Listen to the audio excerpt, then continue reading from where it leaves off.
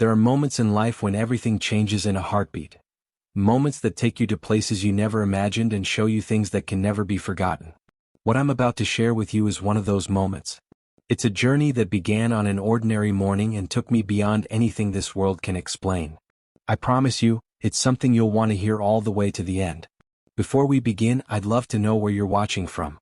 Drop it in the comments so we can connect with friends and family from all around the world. And as you listen, keep your heart open, because what's ahead might just stay with you long after this video ends. I was 43, a wife and a mother of 2 grown children, deeply involved in my religious community. That morning I had been feeling unwell for a few days, but I pushed myself to keep going. My husband, a respected religious teacher, had already left for a meeting and I was alone at home. I remember making a cup of tea, then sitting down near the window. The sunlight flickered through the curtains in a way that made me strangely uneasy. The next moments are hazy. My chest tightened and breathing felt like trying to pull air through a straw. My body trembled. I reached for my phone, but before I could call anyone, the room tilted and went dark. Later, I learned I had suffered a sudden cardiac arrest. My heart had stopped, and for 17 minutes I was gone from this world. But it didn't feel like darkness when it happened. The moment my eyes closed to the physical world, I found myself standing in a place unlike anything I had ever known. It wasn't a dream and it wasn't a memory. The ground beneath me seemed alive, the air pure and weightless. A soft light surrounded everything, yet there was no sun in the sky. I felt no pain, no fear, only a peace so deep it reached into parts of me I didn't even know existed. My earthly worries faded as if they had never been real. As I stood there, taking in the beauty of that place, I noticed a figure approaching from the distance. At first, it was hard to make out his face because the light around him was so bright, yet not the kind of light that hurts the eyes. It was warm and living, almost like it carried love inside it. With each step he took, the air seemed to hum and my heart, if I still had one, felt drawn toward him. When he came closer, I could see that he carried an authority that wasn't forced. It was the kind that made you want to listen. His eyes held a depth I cannot fully explain, like they had seen everything, every joy, every pain, every hidden thought, and yet they were full of compassion. I somehow knew he was the Messiah, the one I had heard of all my life but never truly believed in. My upbringing had taught me to expect someone else, to wait for a figure who had not yet come. But here he was, standing before me, and every part of me knew this was the truth. He didn't need to tell me who he was. His presence revealed it. He let me know that my time on earth was not yet finished, but before I returned, there were things I needed to see and understand. He spoke in a way that didn't just reach my ears but went straight into my soul. Every word carried a weight that felt eternal. He revealed to me that the world was moving quickly toward an appointed time, the rapture. But before that moment, there would be 3 clear signs that would happen so no one could say they hadn't been warned. He said the first sign would come very soon, and when it happened, it would shake the heavens and earth. My spirit trembled, not in fear of him, but in the knowledge that what he was showing me would change everything I had believed before this moment. He led me to what felt like the edge of the realm I was in, though there were no walls or gates. Beyond us stretched a vast view of the earth as if I could see it from above. The light from this place touched the world below, but the world looked dim in comparison. He pointed toward the sky and I saw a great moon appear. It was larger than I had ever seen and its color was deep red, like fresh blood. The sight filled the atmosphere with a strange stillness. He revealed to me that this blood moon would last for 3 nights, and it would happen in the month of August. It would not be a normal lunar event. Its timing and duration would mark it as a sign from God. People all over the world would notice it, but many would give scientific explanations, dismissing its true meaning. He let me know that this would be the first of the 3 signs before the rapture.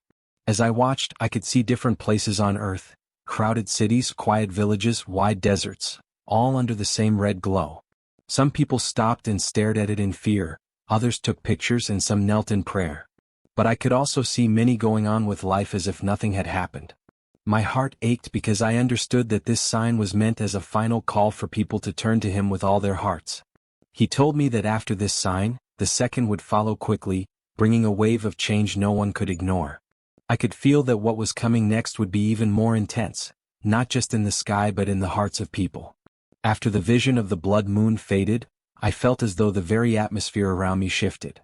The man in the light brought me to see the earth again, but this time the view was closer, as if I was standing in different countries without moving. I saw streets, homes, fields, and even crowded marketplaces. He revealed to me that 40 days after the blood moon, something extraordinary would happen, a global spiritual awakening unlike anything the world had seen before. I saw people in every corner of the earth suddenly pausing in their daily routines, as if an invisible presence had touched them. In schools, children stopped to pray. In offices, workers began to weep and call on God. In prisons, hardened hearts broke in repentance. It was not tied to one religion or one nation. It reached every race, every language, every culture.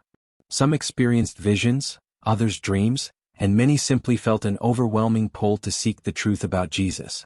Even in places where speaking his name was forbidden, people found themselves drawn to him without knowing why. This awakening was not started by human effort. No preacher, no campaign, it was the Spirit of God moving at once across the globe. Yet I could also see a warning in this sign. While millions turned to the Messiah, others resisted. Some mocked those who were moved, calling it emotional weakness or mass hysteria. He let me know that this awakening would be the last great outpouring before the rapture, a final gathering of those whose hearts would respond. Then his expression grew more serious, and I could feel the weight of what he was about to show me next, the third and final sign. The peaceful scenes of the awakening faded, and I was shown a new vision, one that carried a heavy, uneasy feeling. I saw a man rising to global attention. He was young in appearance, yet carried himself with the wisdom and charm of someone much older. Crowds from different nations gathered to hear him speak. His words were smooth, carefully chosen, and seemed to touch every culture and belief. People from all religions welcomed him, believing he had the answers the world had been waiting for. He revealed to me that this man would be the great Deceiver. He would unite world religions under the banner of peace, claiming to respect all faiths. Nations in conflict would lower their weapons at his request, and leaders would look to him as a guide for the future. The media would praise him, and his influence would spread faster than anything the world had ever seen. Yet behind the charm was a deep darkness. I could sense that his peace was false, a carefully woven net to draw humanity away from the truth. He would present himself as a friend of God, but his real aim was to prepare the world for complete rebellion against the Messiah. Many, including those who once followed the awakening, would be deceived because they had not rooted themselves deeply in the truth. He let me know that this man would rise after the awakening, and his influence would spread quickly. 30 days after he gained the full trust of the nations, the rapture would take place. And the day chosen for it would not be random, it would fall on Rosh Hashanah, the Feast of Trumpets, a day long celebrated but now revealed for its true meaning. He turned my eyes toward the earth once more, and I saw the day of the rapture as if I were standing in the sky above it. It began suddenly, without any warning beyond the signs already given. The air itself seemed to tremble, and a sound like a mighty trumpet rang out, not from any human hand but from heaven itself. It was a sound that cut through every place at once, reaching ears and hearts in the same instant. In that moment I saw believers all over the world disappear from where they stood. Some were in prayer, others were working, some even sleeping, yet they were all taken in a heartbeat. Their bodies were gone, but I could see them clothed in a new glory rising upward toward the light. Those who remained looked around in confusion and fear, realizing what had just happened.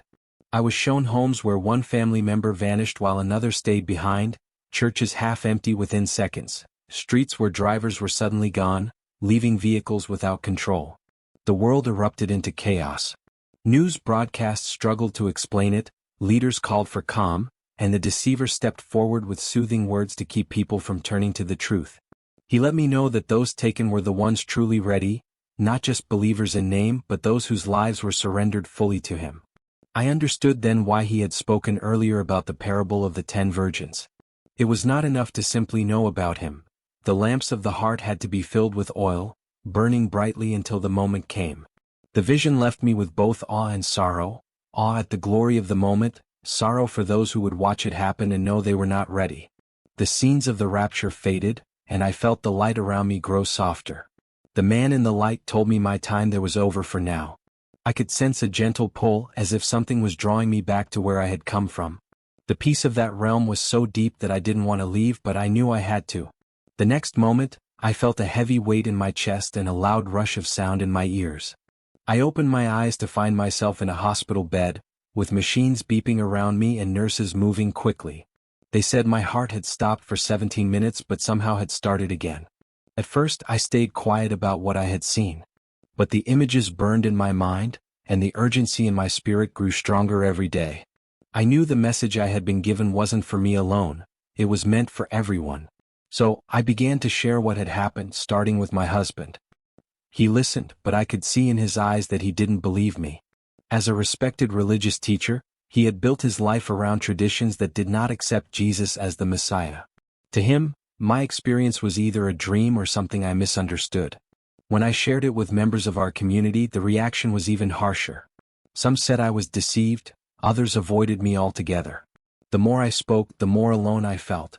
But deep inside, I knew I could not stay silent. The weight of the truth was greater than the fear of rejection. Even if no one believed me, I had seen what I had seen. I had been sent back with a message that time was short and that the signs were already set in motion.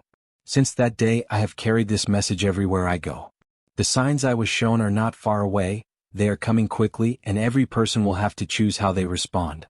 I understand now that being ready for the rapture is not about carrying a label, belonging to a church, or following traditions alone. It is about having a living, daily relationship with Jesus that shapes every thought, every choice, and every part of life. He let me know that the readiness he is looking for is like the oil in the lamps of the wise virgins, something you keep filled through prayer, obedience, love for others, and a heart that longs for him above all else. This means turning away from hidden sins, forgiving those who have hurt you, and walking in truth even when it costs you. I have also learned that we must stand together as believers, loving one another instead of tearing each other apart. The enemy works to divide, but God calls us to unity, so that our light will shine in the darkness. Time is short, and each day is a gift to draw closer to him, to study his word, and to keep watch for his coming. I know some will dismiss this message just as my own husband and community have, but the warning is clear. The signs will happen exactly as they were shown. The blood moon, the awakening, the deceiver, and then the trumpet call. When that moment comes, there will be no time left to prepare. So I urge every heart that hears these words, seek him now, love one another deeply, pray without ceasing, and hold on to the truth. For the day is near when faith will become sight, and the choice will no longer be ours to make.